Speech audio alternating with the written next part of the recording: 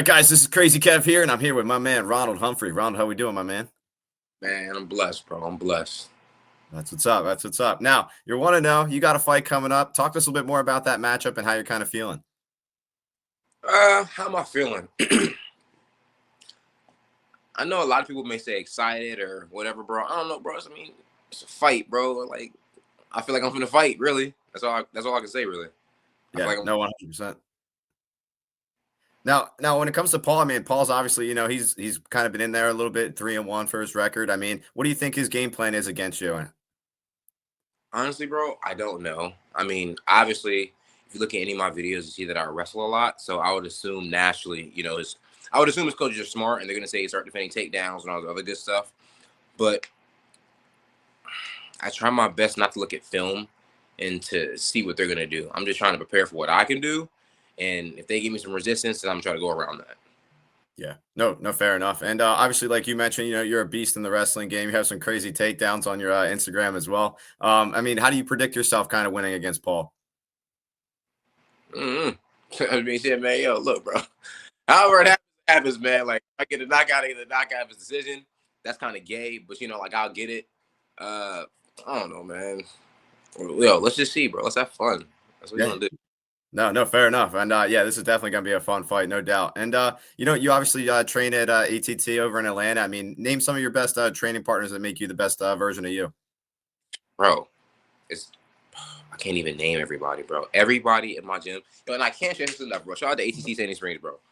We have the best gym in the whole Southeast.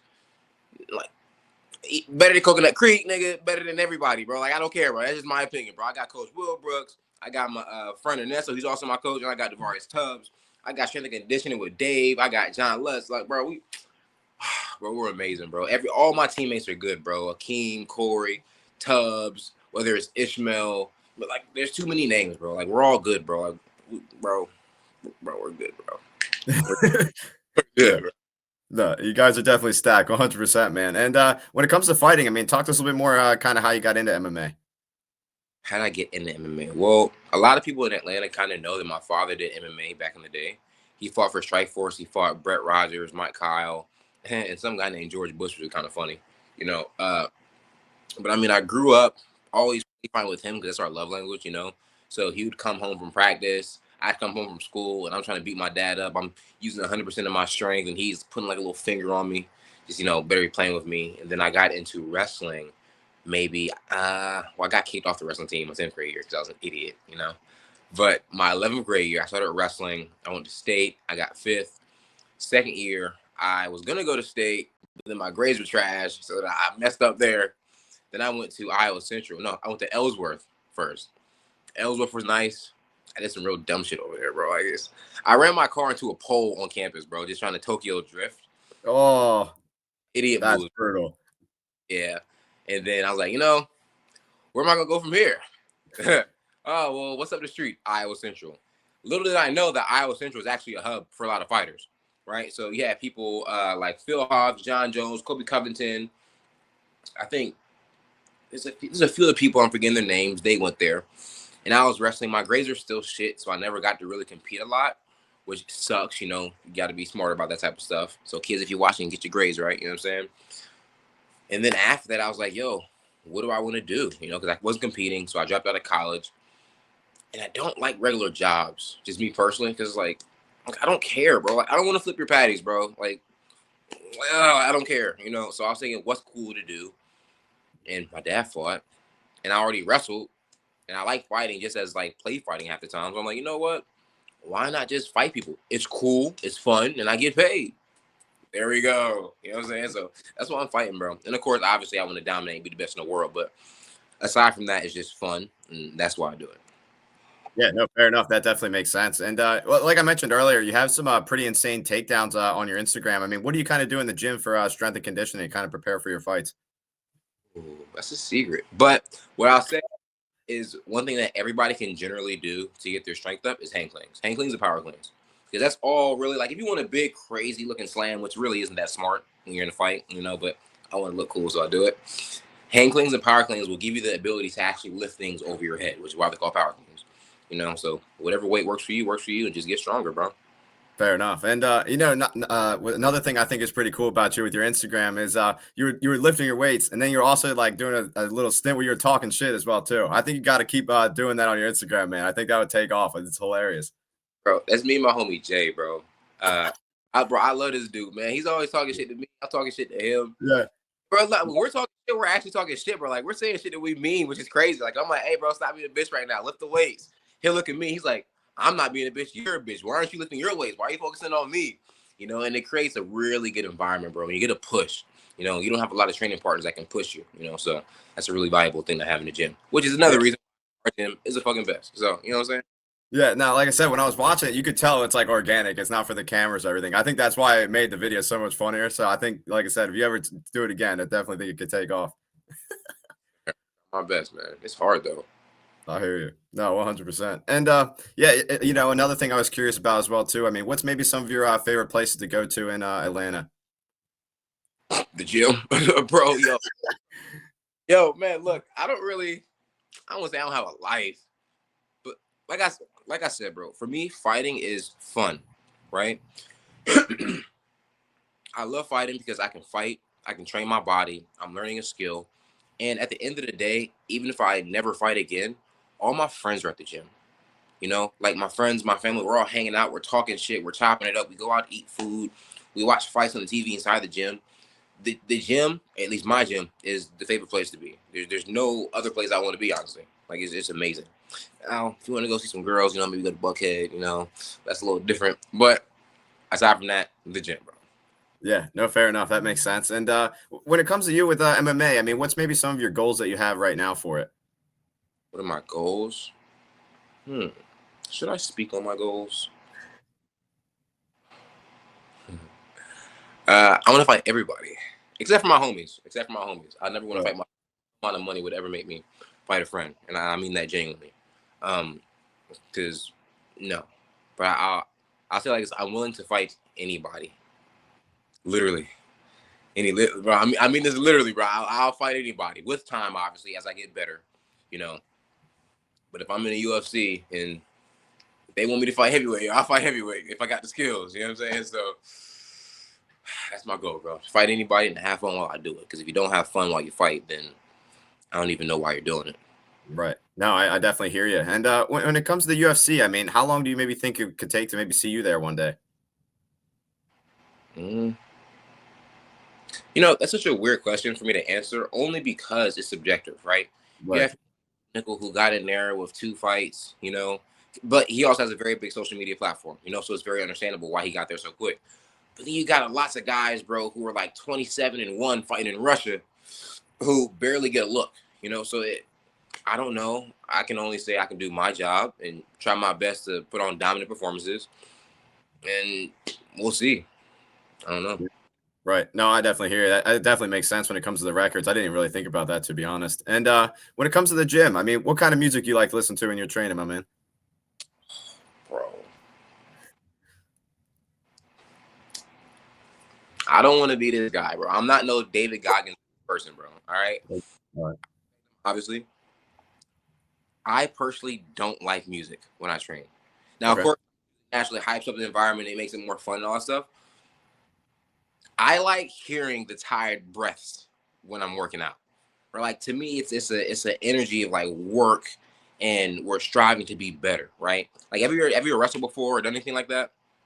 Me, I'm actually a Taekwondo instructor. So I've been doing Taekwondo basically my whole life.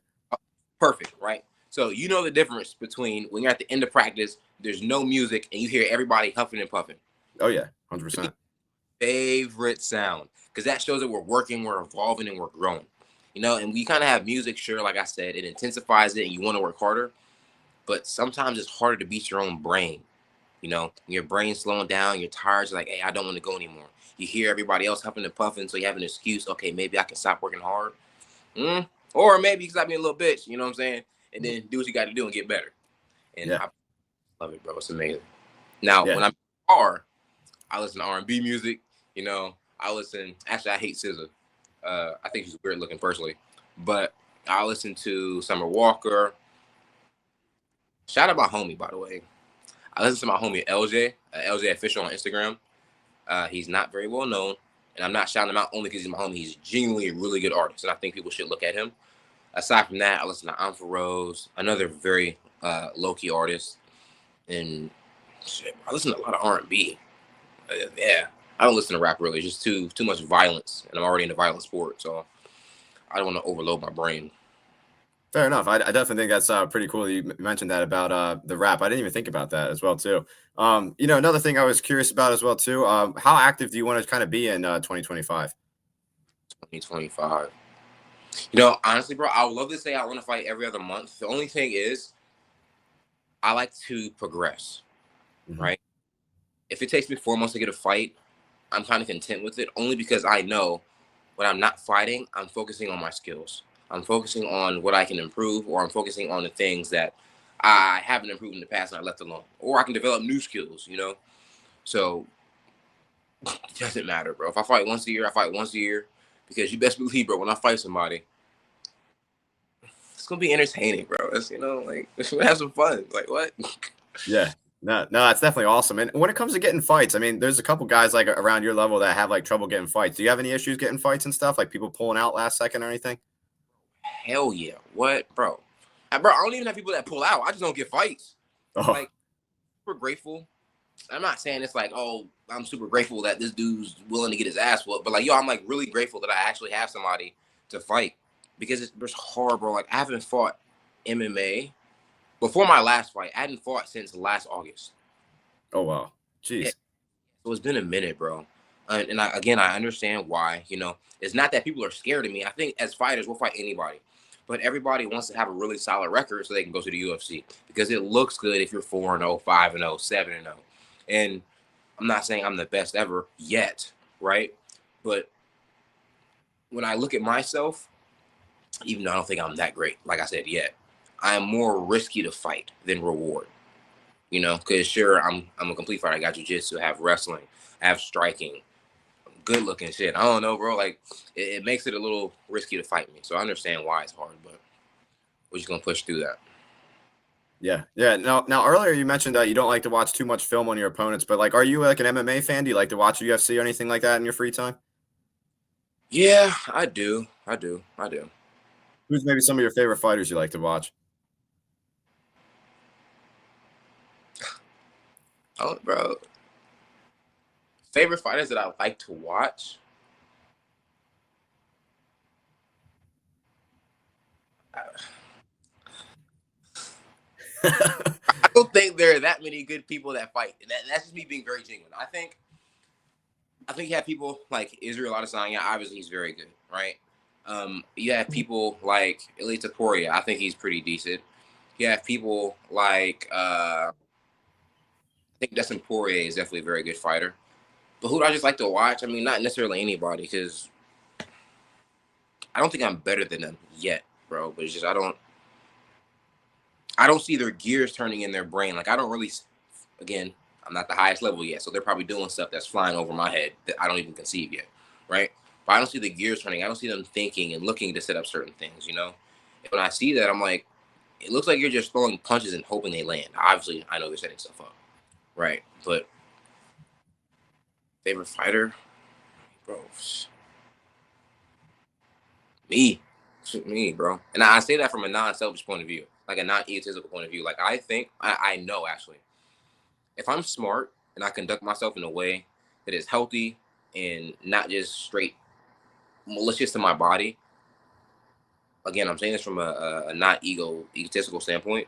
I really think I'll be one of the best people in the world at fighting. Now, obviously, will I lose eventually? Probably. Loss is inevitable. I can lose my next fight. I can lose fight after that. What the fuck ever. But you'll learn from it. But I'm my best fighter first, bro. That's just that. Yeah, no, I definitely think that's a good answer for sure. And like I mentioned earlier, is I'm a Titan. What's up? What I will say though, I have Yeah. fighters that scare me though, right? So Sean Strickland scares me. Not like Okay. scares. His style scares me, and I don't understand why people kind of shit on him. It's very hard to hit that guy. So it doesn't matter how good your offense is. If he just walks you down, bro, and he's just blocking everything that you're throwing, you're gonna get tired, bro. And if you're in a street fight, bro, that dude could molest you, bro. Like that. Holy shit, yo, it's scary, bro. Like I don't know, man. Yeah, no, like I said, he's definitely a beast. I got to see him fight at 302 versus Costa, and he was just destroying him. I mean, Costa literally couldn't do anything to him. Costa's a big dude, man. Yeah, yeah, and he was just getting walked down the whole time. Like, it was just Costa was like kind of just like running for his life almost the whole fight. Yeah, I would too. Yeah, fair enough. And with the UFC, I mean, you mentioned a bunch of like beasts in the training room that you already have, but I mean, is there any guys in the UFC maybe you'd want to train with now? Like maybe just to kind of pick their brain, like you mentioned, Sean Strickland is a beast. I mean, who else maybe could be a guy you could train with? Whose brain do I want to pick? Uh, Yeah,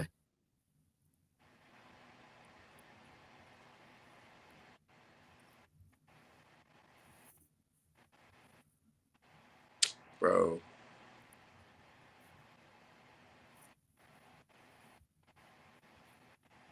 Like, bro, but really, I'll put like, you on the spot. bro, I'm when I give some of these answers, I'm very aware that they may sound somewhat egotistical. Like I think I'm the shit and all this stuff, right? So Yeah, I'm trying to be cautious with how I say things. So I'm really not an egotistical person, right? Or maybe that's something that egotistical people say, you know. But I don't necessarily want to pick anybody's brains except for my coaches, right? Like there's different fighting styles, there's different ways of just moving and conducting your body. One move may not work for me the same way it works for another guy, you know? So I'm honestly just trying to fine tune and perfect my body to doing what's best for it, you know? Now, if somebody gives me advice, will I listen? Oh, hell yeah. I'd be an idiot not to listen. You know, if Sean Strickland gives me some advice on defense, you best believe I'm going to listen. You know, if Izzy gives me some instructions on how to feint better and how to land certain kicks and punches, of course I'm going to listen. If Anderson Silva shows me something about head movement, sure, I'm going to listen, of course. But picking picking brains, I don't know if that does too much. I think interacting with people is a better way of saying it. I'd love to interact with everybody, and by interacting with people you get to kind of know them, and then when you know somebody you then understand why certain things work for them, you know. right. Yeah. No, Yeah, I definitely think that's a smart answer for sure. so Yeah, no, fair enough. I definitely think that's a good answer. And earlier I mentioned I'm a Taekwondo instructor and I teach a bunch of guys in my gym. What advice would you give to them to keep on coming into the gym and to get better and better every class? what advice would I give them? I'm like, bro, do Yeah. you Goku? Like, bro, what? Like, do you not want to be Goku or Vegeta? Like, I don't know, bro. I guess this is my advice to anybody, bro, who is in martial arts or in anything for that matter, right? Sometimes it's not going to be fun, right? So let's say you're doing taekwondo and you're not getting the gist of it. Things don't make sense. Your footwork is shoddy. You're getting hit more than you want to. You can't hit anybody. That's fine, bro. It's going to take time for you to learn and progress. Just stick with it. If you stick with anything, you're naturally going to get better because your mind is just focused on it and then you're learning and learning and learning and learning and learning. And then one day you're going to do slightly better in the gym. And you're going to have a thought. You're going to look back to how you were before. And you're like, yo, bro, I would fuck me up from 2 years ago. And I think that's a good mindset for people to have. Try to be able to beat you in 3 months and then look at the progress. If you want to quit after that, you know, maybe it's not for you. I wouldn't recommend quitting, you know, because that's gay. But, you know, if you want to, go ahead. Yeah, no, I definitely think that was a solid message, 100%. And speaking of messages, man, I mean, what's maybe your final message out there for the fans watching this video? Mm,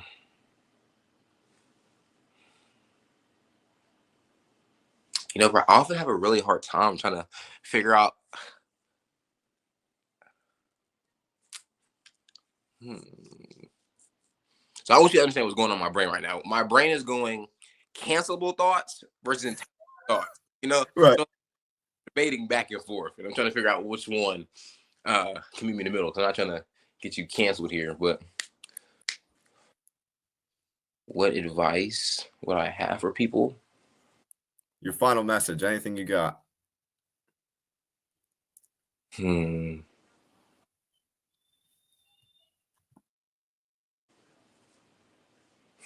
Final message. Give me a second. I'm gonna think about this.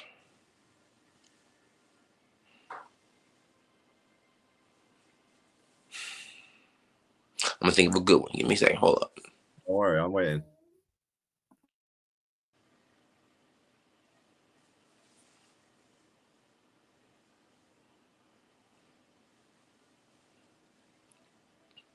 So this isn't necessarily a philosophy, right?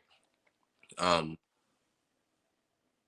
and I still kind of believe this to a degree, even though I hold religious beliefs from all religions, even though I kind of lean a little bit more towards Christian beliefs because they make a little bit of sense in my brain. And that's a whole different topic. I think a lot of people living incorrectly, but I still personally think when you die that God is going to be yourself, right?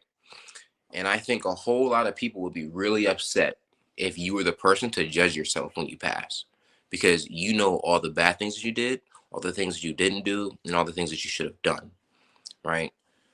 I think you should trust your gut, right? Because you don't want to be the person to judge yourself and be like, I don't think I should go, whether it be to heaven or to the next life, or if I should reincarnate, or just you have to sit with yourself in the mirror and be like, yo, you did a shit job at life, you know? So follow your gut. If your gut tells you don't eat that food, don't eat that food. If your gut sees a homeless woman, bro, and you see the homeless woman and she's bad, if it says, yo, go sleep with her, bro. It's your gut. Like it's your gut. Your gut can't be wrong. Literally, like your gut will not be wrong. And if anybody thinks I'm lying, anytime you have a gut feeling where you don't listen to it, you get fucked up because it's your gut feeling. Literally. Hey, that's dope. See, look, confirmation. You know what I'm saying? So always listen to your gut, no matter how crazy it may seem. If your gut tells you you're in the middle of nowhere and to hop off a 50-foot cliff, hop off, bro. Don't be a fucking idiot, and let your thoughts tell you to jump off. That's a completely different thing. But you know what your gut feels like, So just be smart, conduct yourself in a way that you can look back at when you're dead and be like, yo, I live life in a good way, and now I'm pimping in the afterlife. So that's my little 2 cents. Or you can just be a little and you'll judge yourself later on and be real mad. Yeah, no, I definitely think that was an interesting message for sure, man. And it's been awesome talking to you and meeting you. Thank you so much for coming on the show, man. And I'm looking forward to your upcoming fight. I'm gonna say this as well, right? Mhm. When it comes into your gut, I don't want everybody to think that your gut is going to be always good, right? Not everybody in this world is meant to be a good person or a good person morally, depending on what your morals are, right? Some people are meant to be assholes. That's fine. Like, I'm halfway retarded, bro. Like, that's fine. Like, it's okay. There's another guy who's really intelligent. There's another guy who's even dumber than me. You know, everybody's different.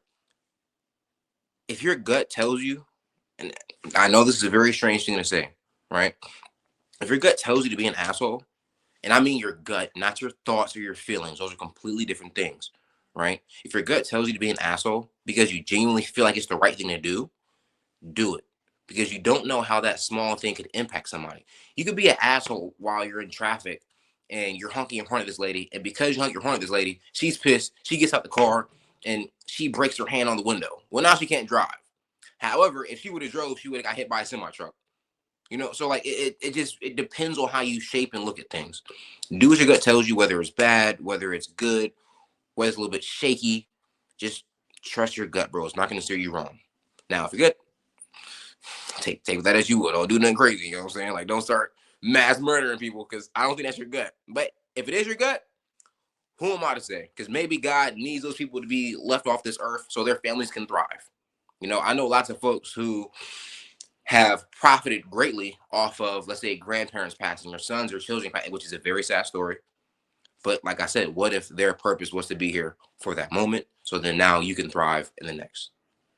So it gets shaky and it can get kind of iffy depending on your morals, but your gut will never lead you in the wrong direction. So take that as you will. Try not to do anything crazy. Trust your gut, not your feelings or your thoughts, and just pimp out. I like it. No, it's definitely an awesome message, man. And it's been awesome talking to you, like I said. And I'm looking forward to your upcoming fight, my man. I think you have a lot of potential, and best of luck in your future as well. I'm trying, bro. I appreciate it, big dog.